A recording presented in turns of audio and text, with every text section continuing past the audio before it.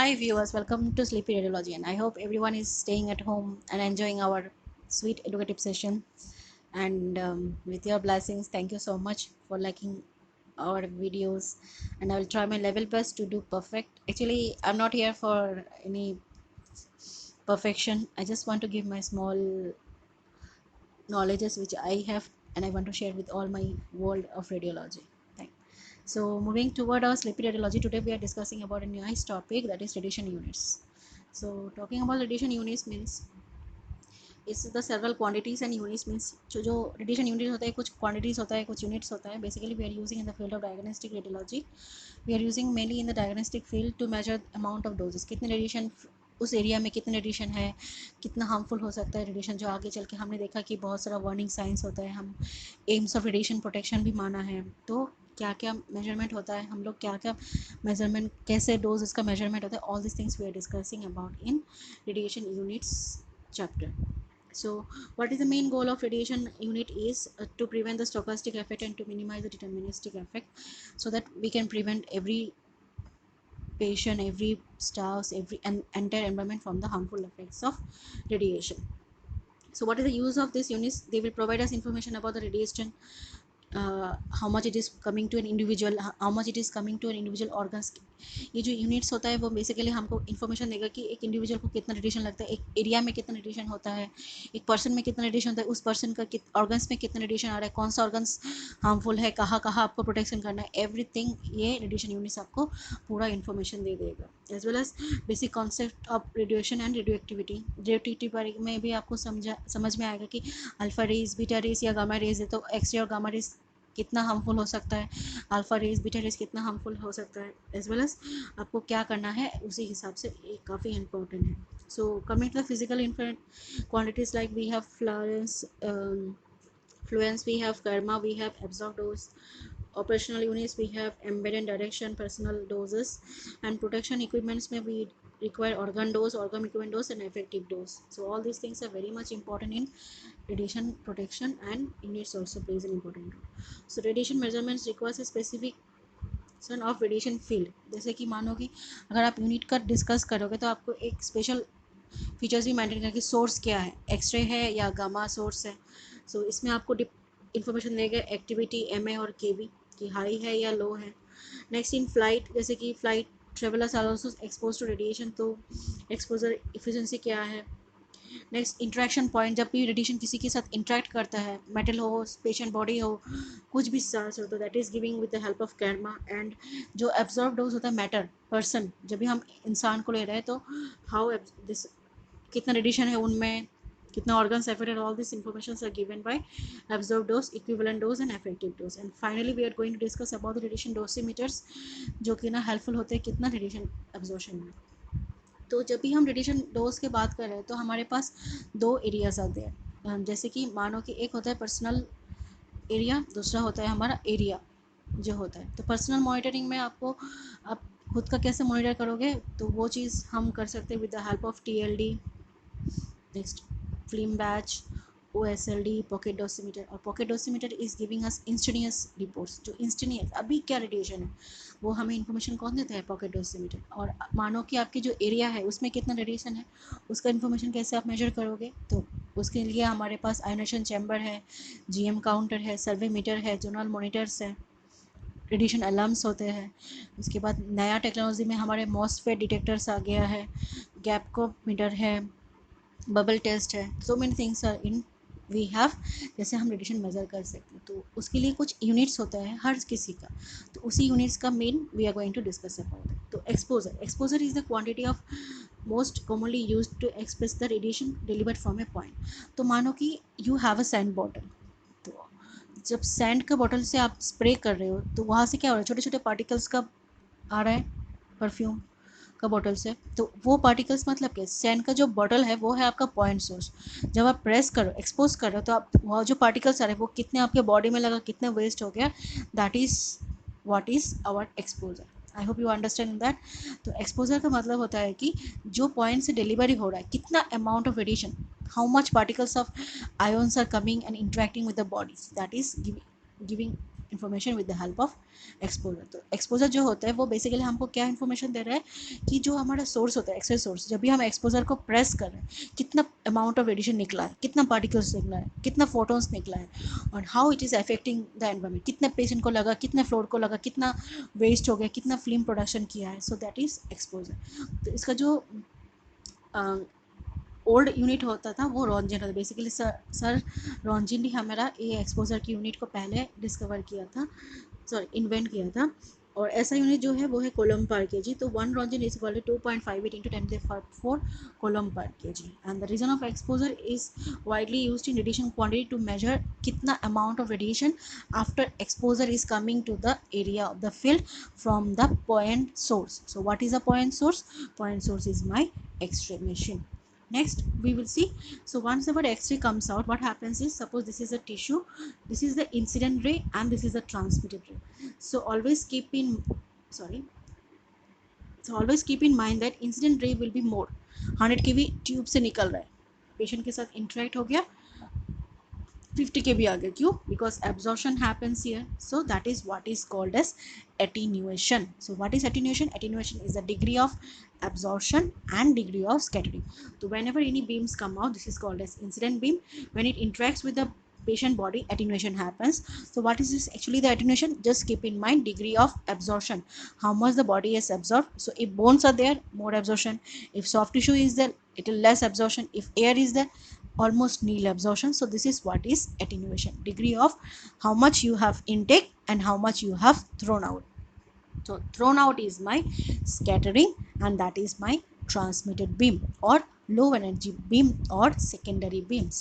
Okay, next thing is, so Röntgen first define the term exposure as we have said, and Röntgen is radiation monitors are basically used for calibration purpose, to calibrate our machine that it is giving us fruitful radiation or not. जो radiation का units होता है उनका main purpose ये है कि वो basically calibration करके बता देते हैं कि आपके जो डोज आप यूज़ कर रहे हो डिपार्टमेंट में वो काफ़ी हेल्पफुल है या नहीं है, या आप उससे डोज को एक्सिड कर रहे हो नहीं, तो आपका मशीन प्रॉपरली क्यूए में है या नहीं है, कोई लीकेज तो नहीं है, ज़्यादा लीकेज तो नहीं हो रहा है, all this things they are giving. Okay, तो इसी जाते जाते एक बात बोलूँ, आपको बताना चाहता हूँ कि रेडिएशन जब प्रोड्यूस होता है पॉइंट सोर्स से, 3 टाइप प्रोड्यूस होते हैं। एक होता है प्राइमरी बीम जो कि ना काफ़ी हेल्पफुल होता है टू प्रोड्यूस द इमेज। दूसरा होता है हमारा सेकेंडरी रेडिएशन जो 2 टाइप्स का होता है, एक होता है स्कैटर्ड रेज, दूसरा होता है लीकेज रेडिएशन। तो स्कैटर्ड जो रेज होता है वो क्या होता है कि it is produce from after interaction of the primary beam. जब प्राइमरी बीम पेशेंट को स्ट्राइक करेगा वो क्या होता है, this comes out and strike with the cassette, floor, table, walls, anything. So that is my secondary radiation. Always they are low energy radiation and they are very very harmful. If they interact with you, definitely you will have E radiation का chances और भी बढ़ जाता है। जो secondary raise होता है वो कहाँ से तैयार होता है, पेशेंट का बॉडी भी हो सकता है, कैसेट, नीचे का पेशेंट काउच, फ्लोर, एवरीथिंग। तो ये है हमारा secondary radiation.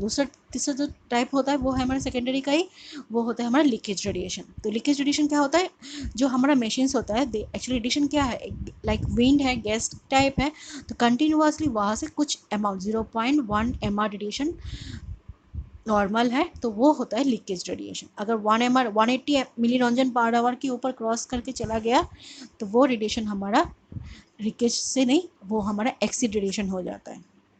Okay, so that is my leakage radiation. Okay, next thing is, दो चीज़ और भी होता है, प्राइमरी वॉल होता है, एक सेकेंडरी वॉल होता है। जो रेडिएशन प्राइमरी भी अगर किसी वॉल पे डायरेक्टली पड़ रहा है तो that is my primary wall, primary barrier.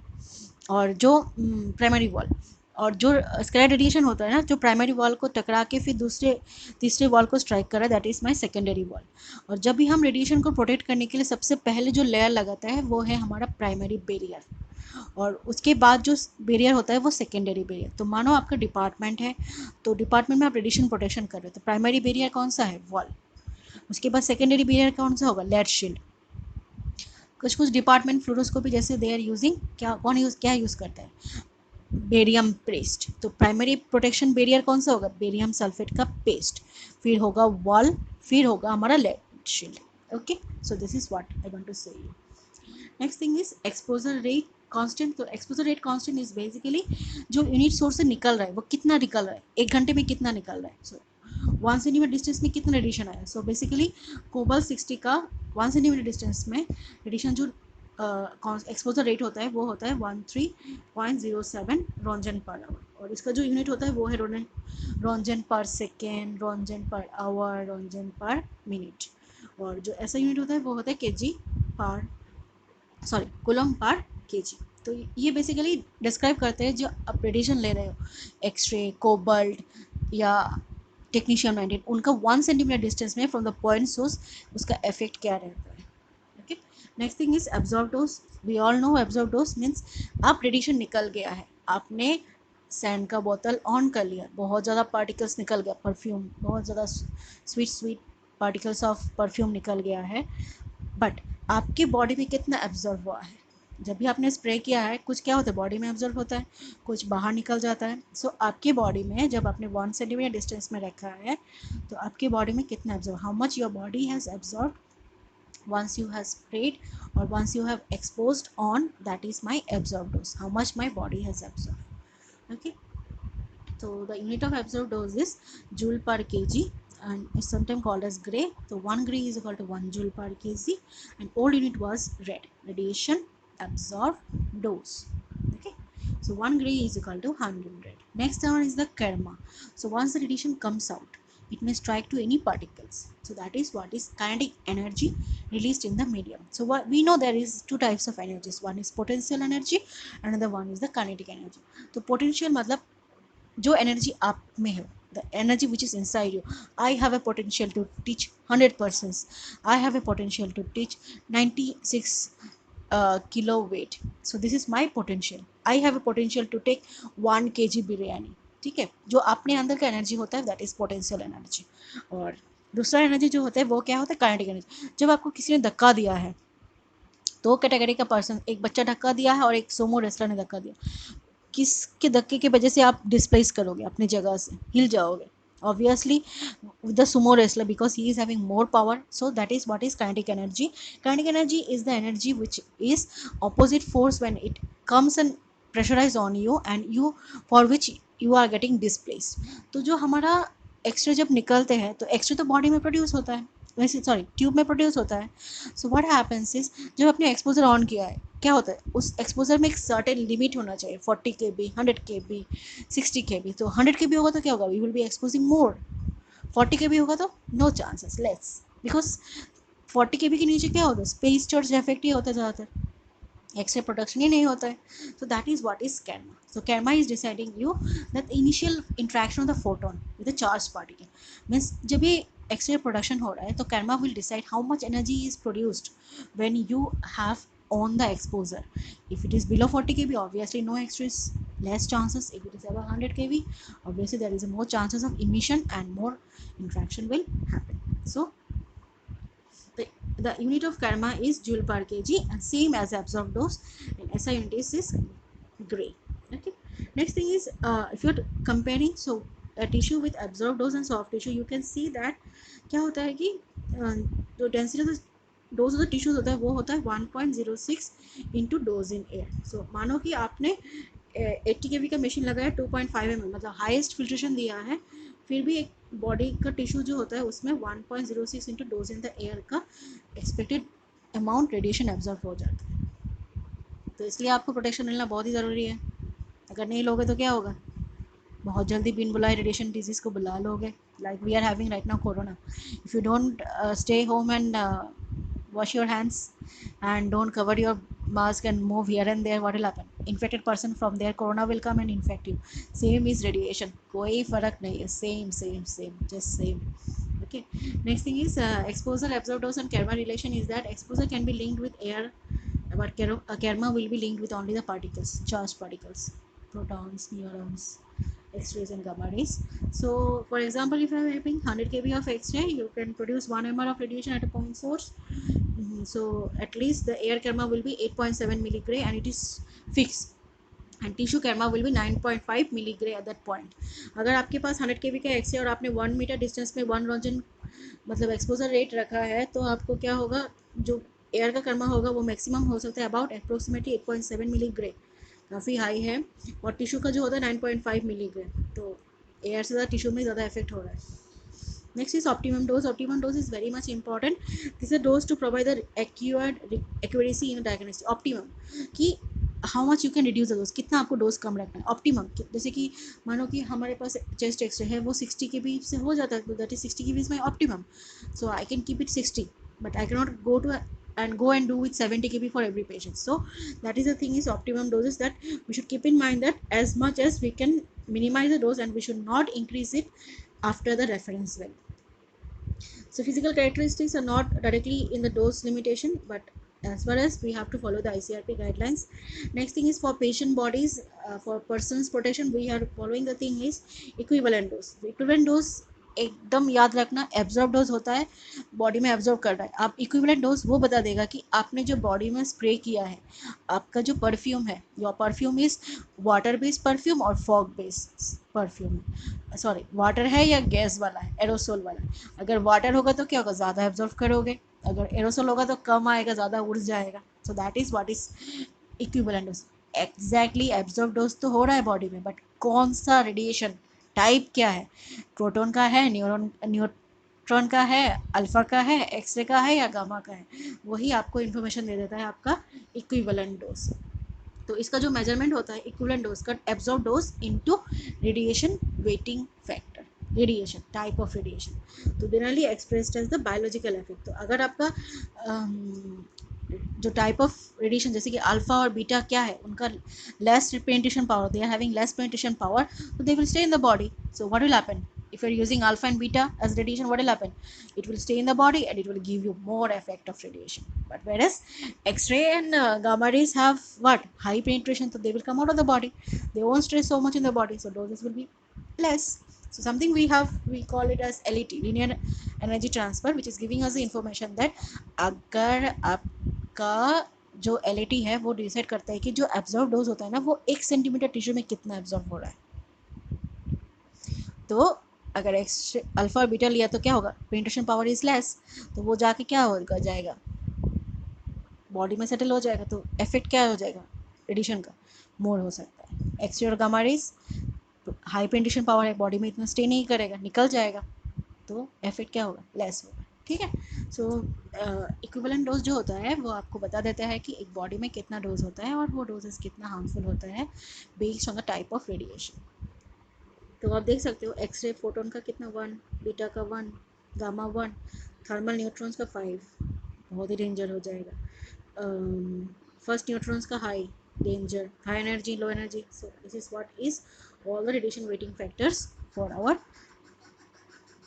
उनका जो यूनिट होता है वो होता है सिवर्ट, और उसका जो ओल्ड यूनिट है उसका यूनिट है हमारा rem, roentgen equivalent. Next is detriment. तो डेट्रीमेंट मतलब प्रोबेबिलिटी ऑफ चांसेस। ये जो एक्सरेज आपकी बॉडी के साथ इंट्रैक्शन कर रहा है, वेदर दे आर हार्मफुल और not, that information is going to give by the detriment. So detriment is a radiation exposure of different organs and tissues resulting in probability of harmful effects or not. तो ये जो radiation है, अलग अलग radiation है, वो क्या करते हैं, बॉडी के अलग अलग टिश्यूज़ में हार्मफुल इफेक्ट करते हैं। तो डेट्रीमेंट जो होगा वो आपको इन्फॉर्मेशन दे देगा कि वो जो टिश्यूज़ है वो जब भी रेडिएशन इंट्रैक्शन हो रहा है, वेदर इट इज हार्मफुल और less harmful. Okay, so that is the combination of probability of chances of occurring of radiation or not is my detriment. Next is my effective dose. So effective dose is a dose which we count is absorbed dose into type of radiation and the type of tissues.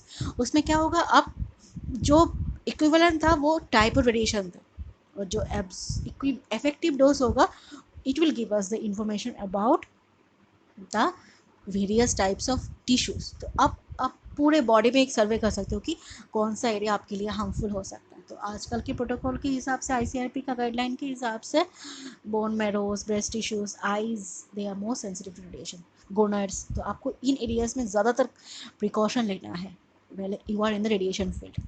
ठीक है, तो इसका जो unit होता है वो सिवर्ट होता है और ओल्ड यूनिट है रैम, रॉन्जन इक्विवेलेंट मैन। तो effective dose क्या है, absorbed dose into tissue weighting factor into the type of radiation. Okay, so weighting factor, WT is the weighting factor for the tissue and HT is the weighting factor of the, so this is all about the सी आप देख सकते हो various organs and their weighting factor. देखो breast का बहुत ही कम है, मतलब बहुत सेंसिटिव है।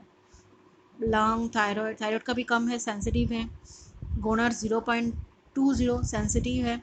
0.1 बोन मैरोज बहुत ही सेंसिटिव है। This are the list of organs which are very much sensitive और you have to be precaution regarding that. Next is radioactivity measurement करते हैं कि रेडियो एक्टिविटी जो है, जब भी हम न्यूक्लियर मेडिसिन में रेडिएशन यूज़ कर रहे हैं तो हमारा जो आइसोटोप्स होता है वो कितना हार्मफुल होता है based on half life. So activity is describing about the intensity of radiation. So we say that what is half life. Generally radiation का जो डोज होता है वो क्या होता है, टाइम के हिसाब से हाफ हो जाता है। जो मानो कि उसका इनिशियल स्टेज में 10 था पैकिंग के टाइम पे, आपके पास पहुँचते पहुँचते उसका हाफ लाइफ हाफ हो सा जाएगा, मतलब आपको मिलेगा 3 मिली क्यूर। तो इसलिए न्यूक्लियर मेडिसिन डिपार्टमेंट या जो जहाँ पर पैट स्कैन चलते हैं, they basically doesn't have a stock of isotopes like film we have. जब भी और इनके जो प्लानिंग होता है डिपार्टमेंट का वो काफ़ी एक्सेसिबल एरियाज़ में रहेगा। जैसे कि मानो कि आप दिल्ली में हो और आपका जो सोर्स है, प्रोडक्शन एरिया है, वो basically coming from Delhi and Chennai only. Okay, तो अब मैं त्रिपुरा में हूँ और मैं एक त्रिपुरा का इंटीरियर विलेज जैसे कि उदय शाबरू में, तो शाबरू में मेरा कोई ट्रांसपोर्टेशन सिस्टम नहीं है। तो दिल्ली या चेन्नई से मैंने सोर्स जब लोड किया है उसका हाफ लाइफ था 1 डे। तो 1 डे मतलब शाबरू में आने आने में 1 day is not sufficient for me. तो वो पहुँचते पहुँचते क्या हो जाएगा, उसका हाफ लाइफ ख़त्म ही हो जाएगा उस आइसोटोप का। तो इसलिए एक्टिविटी बेसिकली हम लोग जब nuclear medicine department PET scan या जहाँ हम रेडियो आइसोटोप्स यूज़ करते हैं, we are focusing on that areas. तो half life is giving you the information about the isotopes, radioisotopes की when it is going to get over, when the property of radioactivity radiation will get over. So basically technetium has what 6 hours, technetium 99M। Next, if you're taking iodine 8 days, if you're taking cobalt, so 23 years, like that. So that is what is the half life. So if you're bringing cobalt and uploading in a source, what will happen? Cobalt will stay up to 23 years. 23 years, you need to think about this area. But if cobalt get leakage in your department, 23 years you will be fired out from the department. You cannot enter the department also. So basically for radioisotopes and PET scans we are basically using technetium 91 with tracer because half life become hai, and we can also release the patient then and there. That is what is activity. Activity is giving us the information about how much was the initial rate of isotope in the time of packing, and when it reached to you how much it left, how much its activity left, how much its dose quantity left. That is activity. Okay, next thing is this is the revising for you. Activities unit is becquerel, SI unit is curie, and 1 becquerel equal to 2.7 10 to the power 11 curie. 1 curie is equal to 3.7 10 to the power 10 becquerel. Exposure unit is coulomb per kg. Older unit was Röntgen. 1 Röntgen is equal to 2.58 into 10 to the power minus 4 coulomb per kg. 1 coulomb per kg is equal to 3876 Röntgen. Absorbed dose is joule per kg or gray, and old unit was red. 1 gray is equal to 100 red. 1 red is equal to 1 Cg. And equivalent dose and effective dose they are having Sievert.